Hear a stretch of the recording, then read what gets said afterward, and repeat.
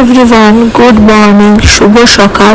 তো এটা হচ্ছে আমাদের সোসাইটিতে যে ছট পুজো সেলিব্রেশন হয়েছিল সেটারই ভিডিও। খুব ভালোভাবে, আমি যে সোসাইটিতে থাকি সেখানে খুব বড় করে ভালোভাবে ছট পুজো সেলিব্রেশন হয়েছিল। এই আন্টির বাড়ি ছট পুজোটা হয়েছিল, আন্টি করেছিলেন, আমাদের পুরো সোসাইটিকে ইনভলভ করেছিলেন ওর মধ্যে। ওখানে প্রসাদ দেওয়া হয়েছিল। আর ছট পুজোর স্পেশাল হচ্ছে ঠেকুয়া।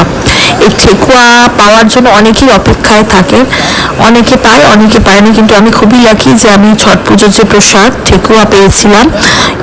এবং পুজোটাতেও গেছিলাম, এত সুন্দর হয় ছট পুজো। আমি ছোট্টবেলা থেকে মায়ের সাথে দেখে আসছি, কলকাতায় যখন থাকতাম মায়ের সাথে হাত ধরে গঙ্গার ধারে দেখতে যেতাম ছট পুজো। আর এই শহরে এসেও যে, ব্যাঙ্গালোরের মতো শহরে এসেও যে দেখতে পাবো ছট পুজো, এটা ভাবিনি।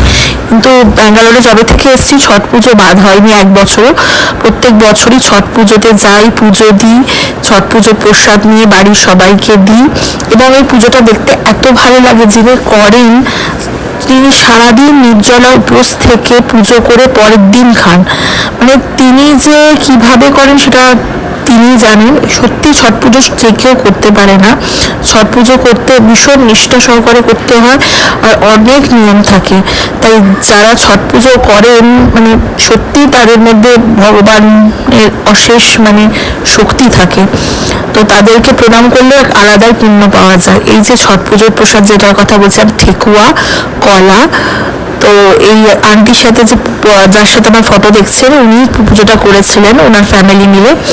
তো ভীষণভাবে এনজয় করেছি আমরা সোসাইটির প্রত্যেকটা মানুষ। আর সকাল সকাল উঠে যে ছট মায়ের পুজো দেওয়াটা, ওটাও একটা আলাদাই মজা, দেখতে লাগে আর খুব ভালো লাগে সেটা। আমার খুবই ভালো লাগে এই পুজোটাতে ইনভলভ হতে। আর ইনভলভ হতে যে পারি এটা ভেবেও খুব ভালো লাগে, কারণ সবাই ইনভলভ হতে পারেও না, দেখতেও পারে না।